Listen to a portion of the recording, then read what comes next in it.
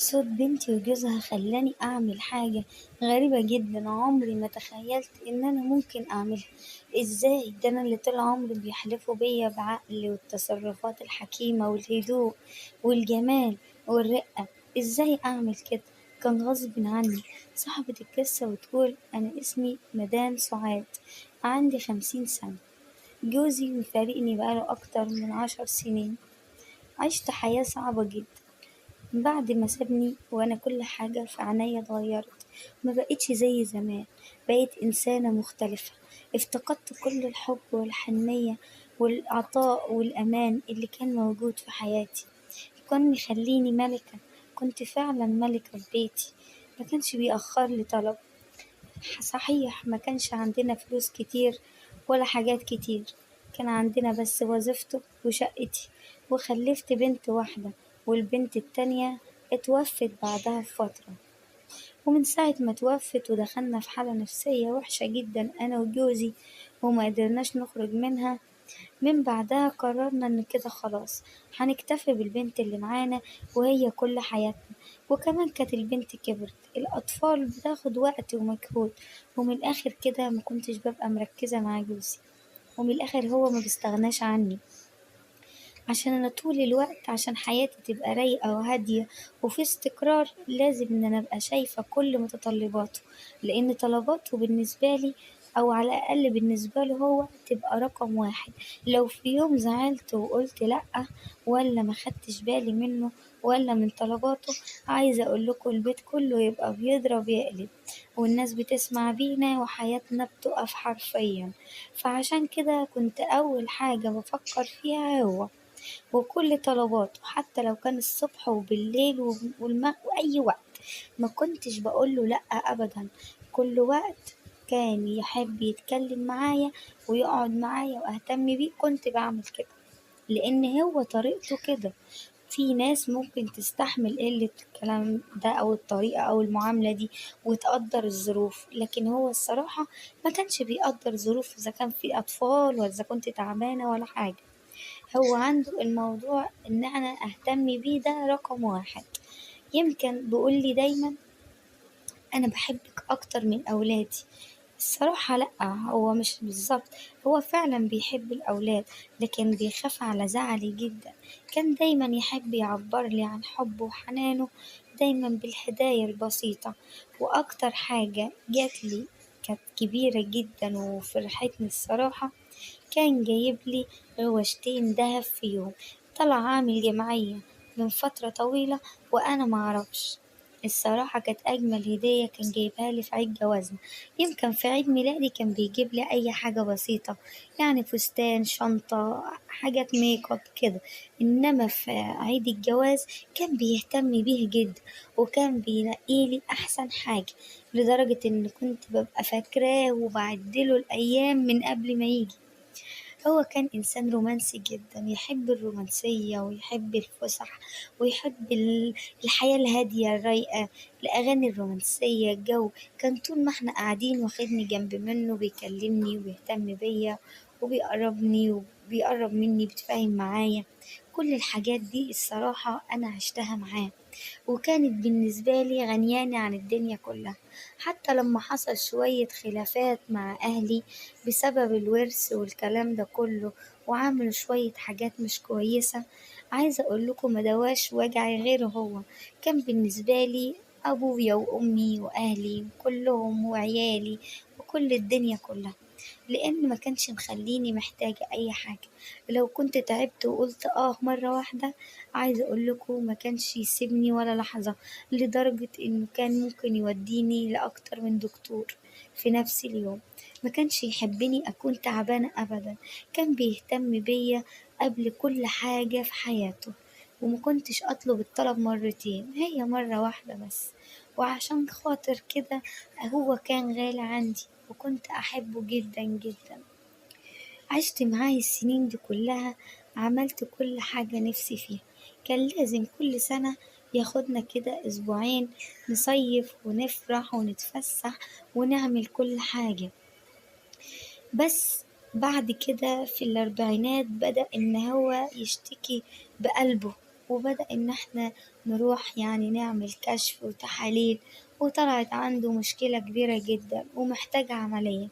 وكان يعني أنا من الناس ما كنتش بارجح يخش عملية لإني كنت خايفة عليه، لكن هو طول عمره شجاع وقال لي أنا لازم يا أبقى كويس يا مش هينفع إن أنا أبقى عايش مرتاح، لإن طبعًا الموضوع ده أثر على وجودنا مع بعض.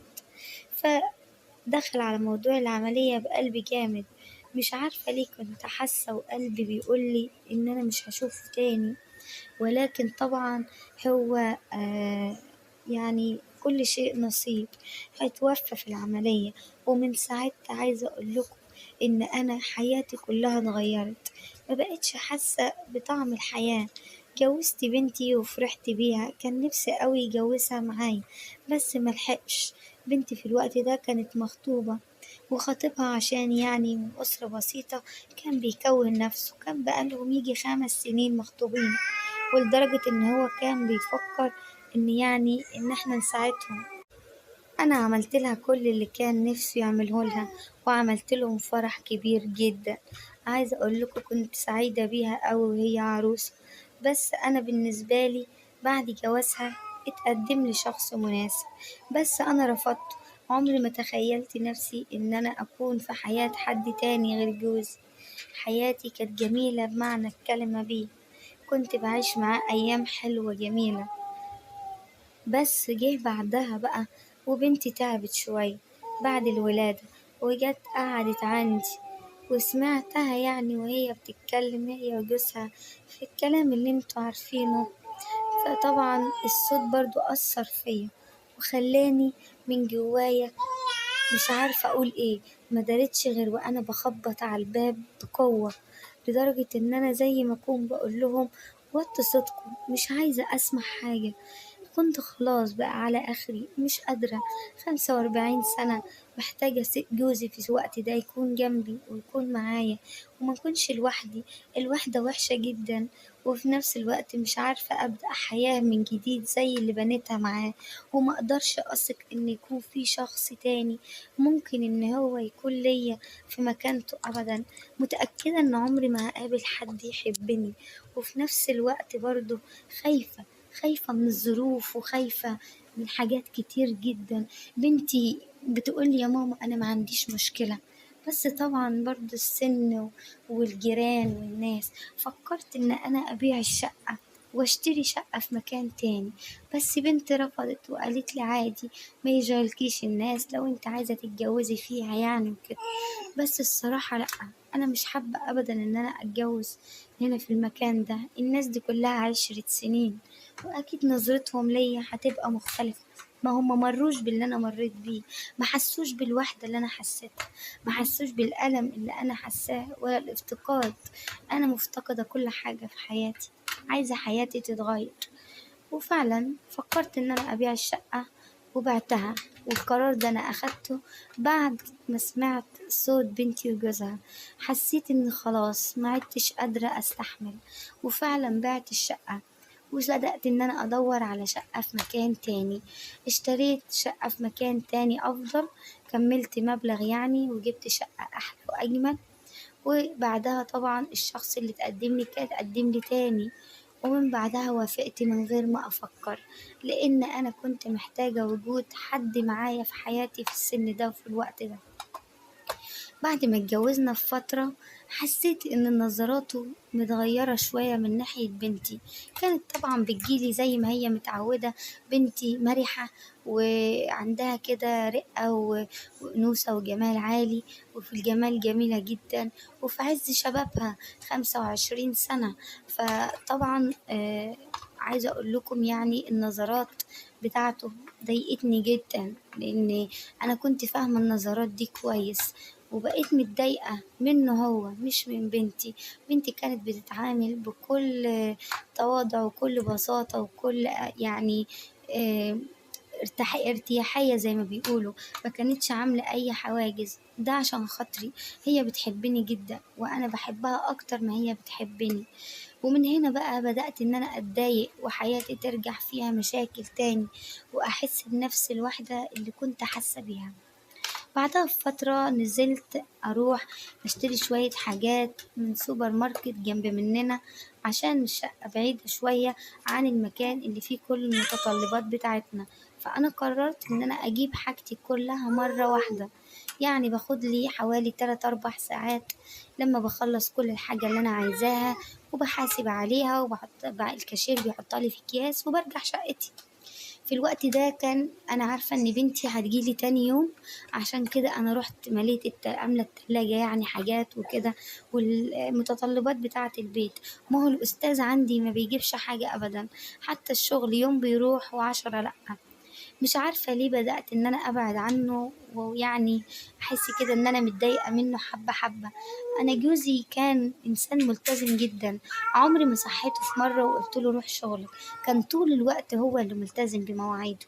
وبعد كده طبعا أنا رجعت البيت، رجعت وبنتي صوتها طالع بطريقة غريبة جدا زي ما تكون متضايقة، ودخلت بسرعة عليهم، لقيت وضع مزعلني واتضايقت منه بسبب اللي هو عايز يعمله مع البنت ويضايقها وأنا مش موجودة.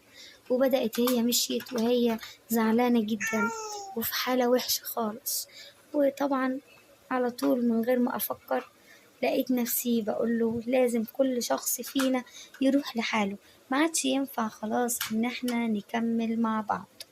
لقيته بيرد عليا وبيقولي انت فاكرة دخول الحمام زي خروجه؟ انا عمري ما هطلقك بالسهولة دي، انا لازم عشان اطلقك وتشتري حريتك تكتبي الشقة دي باسمي وتروحي لحالك، غير كده عمري ما هطلقك.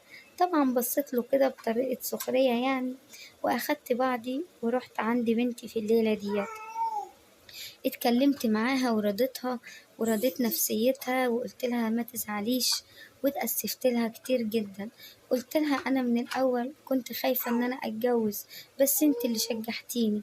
قالت لي كنت صعبانة عليا اوي يا ماما، وانا كل ما اروح لك الاقيكي بتعيطي وزعلانة وصحتك كل يوم بتنزل عن الاول، عشان كده قلت يمكن لما يبقى معاكي حد قريب منك يعني يغير من مود حياتك ونفسيتك كمان تبقى احسن.